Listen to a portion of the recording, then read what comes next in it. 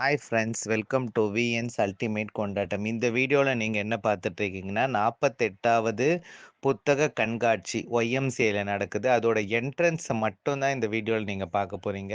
So அந்த entrance view பார்த்தீங்கன்னா மொத்தம் 9 என்ட்ரன்ஸ் வந்து இந்த 48வது புத்தக கண்காட்சியில் வச்சுருக்காங்க. ஸோ ஒரு ஒரு என்ட்ரன்ஸ்க்கும் ஒவ்வொரு பேர் கொடுத்துருக்காங்க.